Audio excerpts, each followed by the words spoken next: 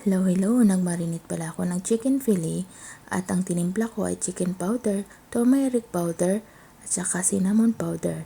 Naglagay din ako ng garlic powder at saka ginger powder. Tapos ito nang ginawa ko, niluto ko na ito. Panoorin nyo na lang hanggang sa dulo. At ito na yung chicken guys, minarinate ko siya ng overnight.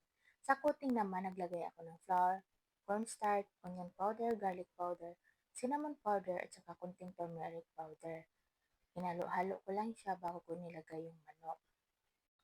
Sa pagprito naman, dapat nasa medium heat lang dahil kapag sobrang init ang ating mantika, baka biglang masunog ang ating manok dahil mabilis lang talaga masunog lalo na kapag nilagyan natin ng cinnamon powder.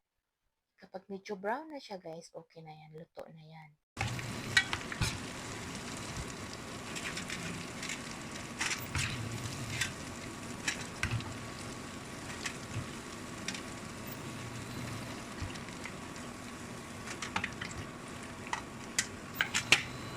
Sa pinagprituhan natin ng manok guys, dito na rin tayo gagawa ng sauce.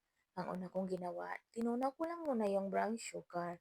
Sinunod ko naman yung onion powder, garlic powder, white and black pepper.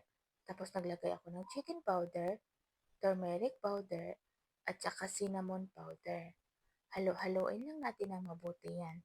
Kapag na-mix ng mabuti yan, saka naman natin isunod yung butter. Kapag nalagay na yung butter, antayin lang natin na matunaw yung butter. Pero dapat naka-off na yung apoy niyan para hindi masunog ang ating sauce. Mabilis kasi mangitim yan. Nung tunaw na nga yung butter, nilagay ko naman yung chicken.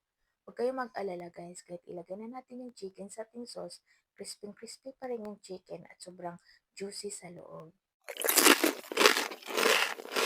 At ito na guys ang ating fried chicken with turmeric powder and cinnamon powder.